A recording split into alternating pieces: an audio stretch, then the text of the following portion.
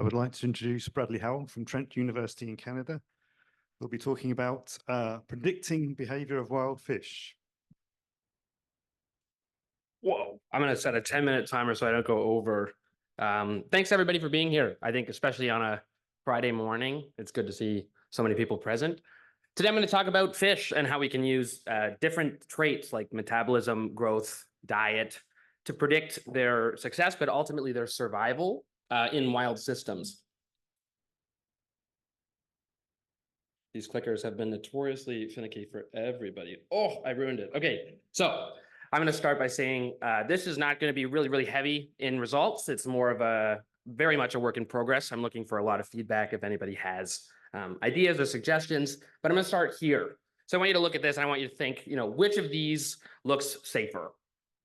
If you're a prey fish, this decision is really important. It's going to dictate your life potentially, and this happens many times over one day. Things like your metabolism and your behavior are dictated not only by your intrinsic traits, but also by the environment that you're in. And so this is a very grossly oversimplified pipeline that I'm going to share with you today. Something to think about how these traits interact. So for example, your metabolism, that's going to impact your movement within a system, your feeding, and ultimately your growth. But obviously it's not linear. Biology is very complicated. And so it depends on things like food, for example. So you could be a really bold individual that wants to grow really fast, but if you don't have access to high quality food, and also if you're unable to avoid a predator, you're not going to be successful in that. Alternatively, if you have really low quality food, you can't find enough to grow fast, and also there's tons and tons of predators all over, it's going to impact your success.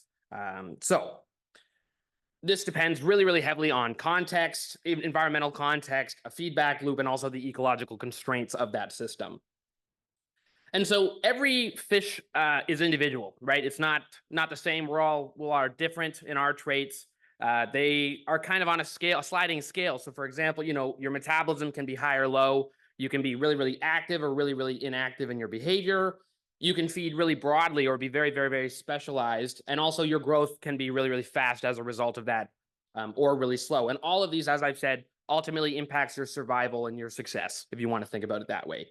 But also feeding kind of underlines all of this, right? If you're not able to get the food that you want and you're not able to grow, these will all be affected, even if they are intrinsically fast-paced in a different environment.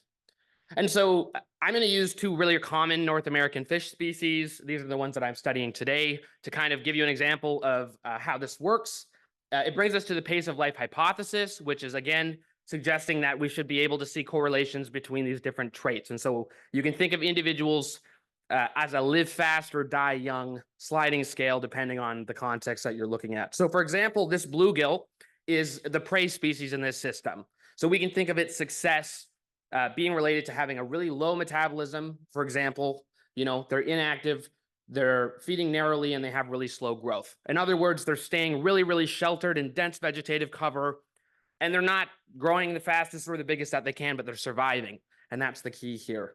Alternatively, if you're a predator, a largemouth bass in this example, it might be more beneficial to have a really high metabolism, be really active, feed on whatever the heck you can find, and ultimately you have fast growth. That means not only you're outgrowing all of your conspecifics that can eat you, but also you're big enough to consume the bluegill sunfish.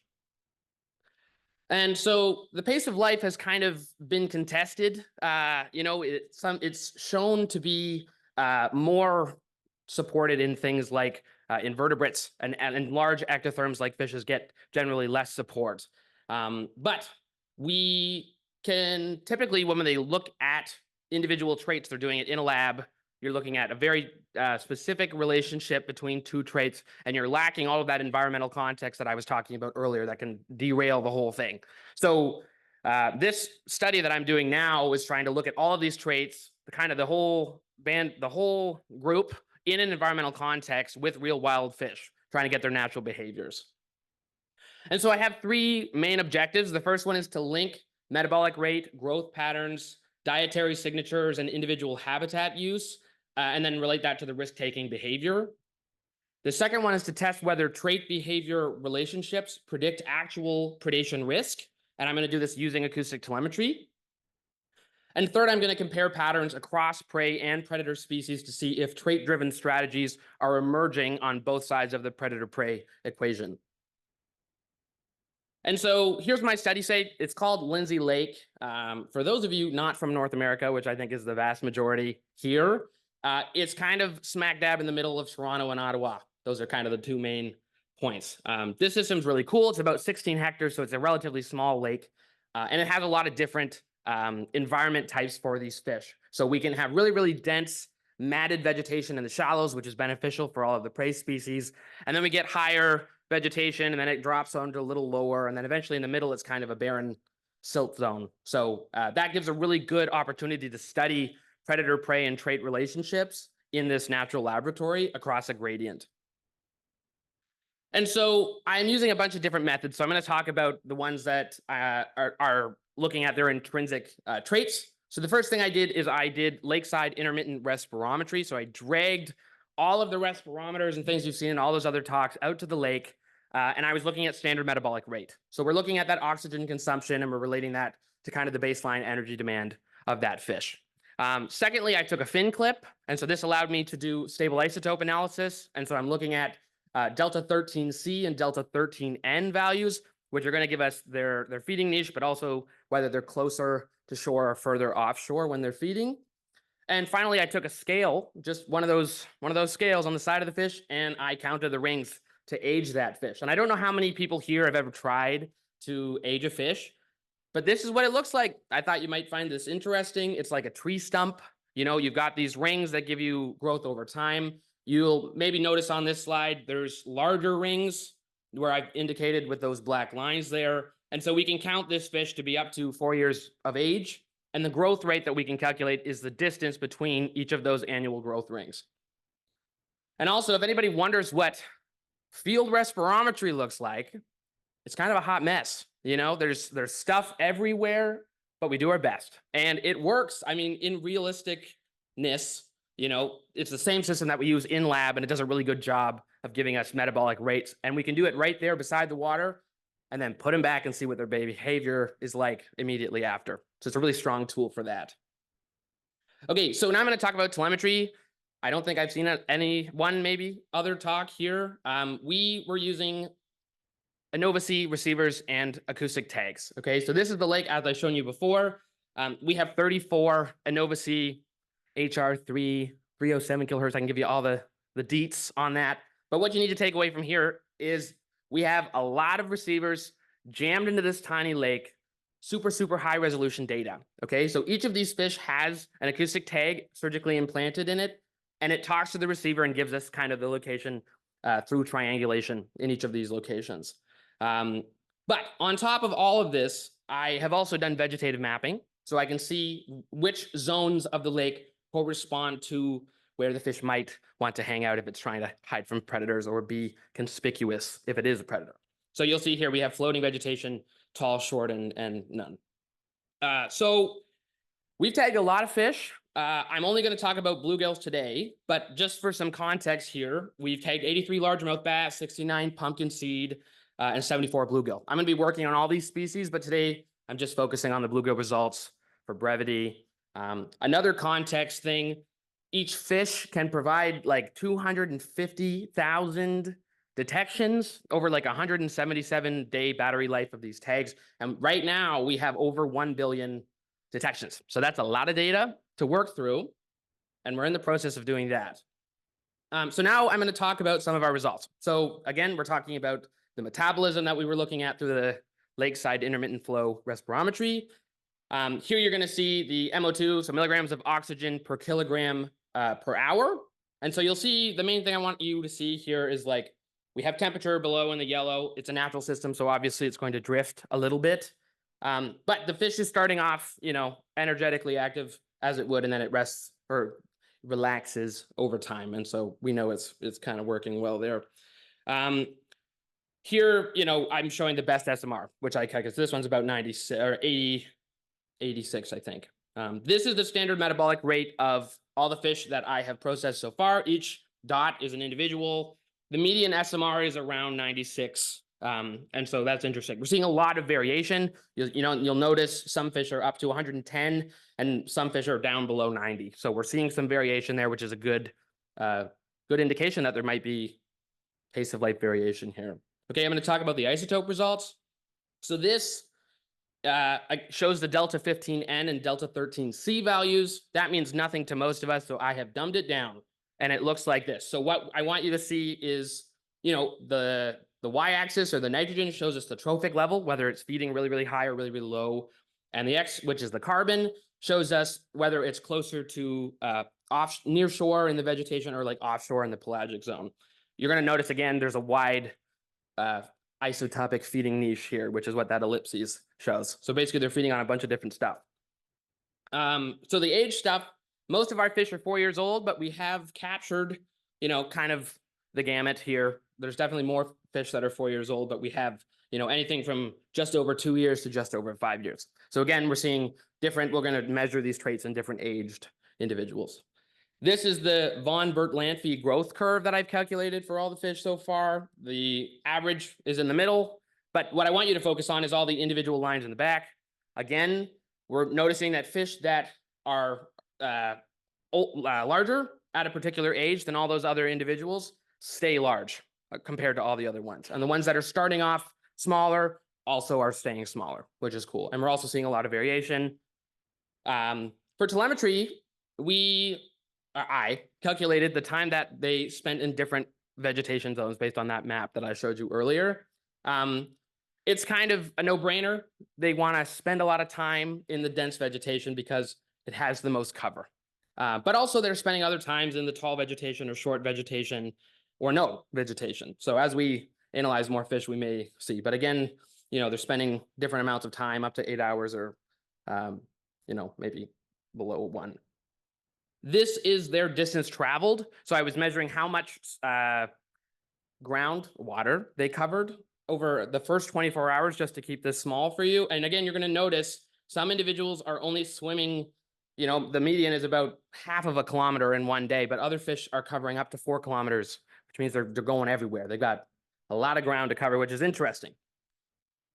Okay, and so just to get through the end here, because I see I'm at 10 minutes already and I started it late, I want you to focus on this animation here. So it's showing you one prey fish that's doing what we expected. It's spending a lot of time in the vegetative zone, and it's just kind of living in there or whatever. But, obviously things change. And whoa, suddenly, a predator comes in, smacks you. And we can see a really apparent change in the behavior of fish. And we see, this bass now, the predation tag changes its ID code, so we can see that it has happened, but also the fish is swimming out in the water. So telemetry is really cool for that. So far, we've tagged 23 bluegills, and we've had a percent mortality of about 35%. So to end here, this is what I'm trying to do, right? I am guessing that maybe high metabolic individuals are going to have increased movement, spend more time in riskier habitat, and also grow faster and eat a particular diet. But this is very much in progress. And those are just some prelim figures. So thanks so much for coming today. I appreciate you listening. I'm happy for a bunch of questions. Thank you. Thanks to these people.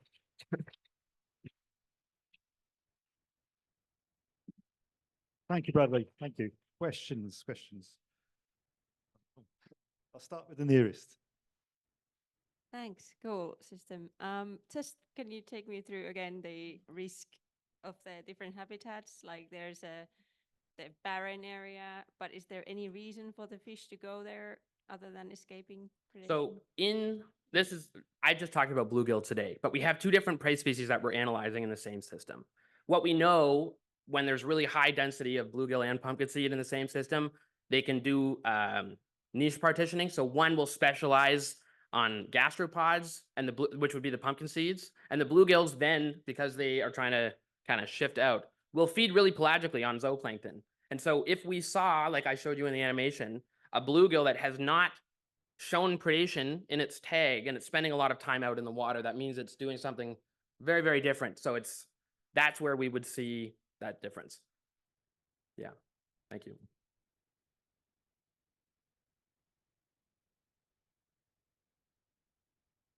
Thank you so much. I was wondering about your scale aging technique, and how many scales you're taking from one fish? Yeah, so Is- we take like 15 scales. Great. We put them on an acetate slide. We roll it through a steam roller.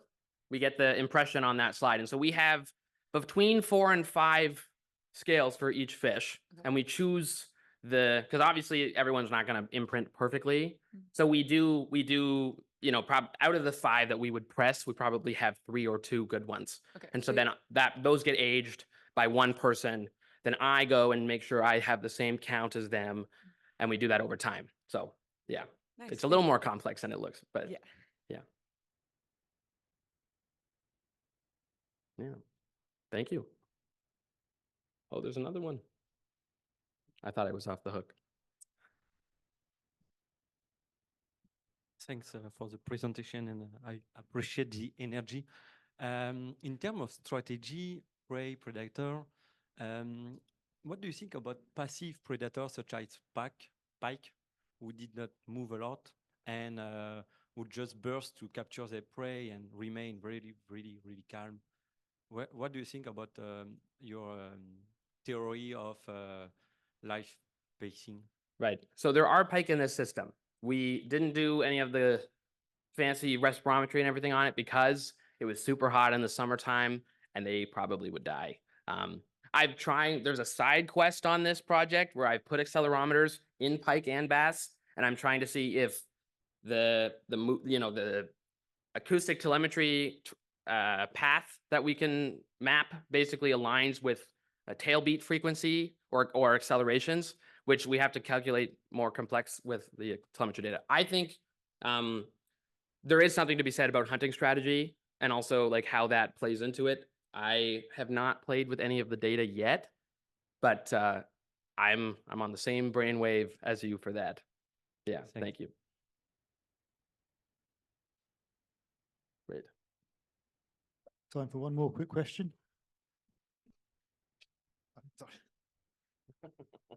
Sorry. I thought it was way over. Thank you. That's crazy.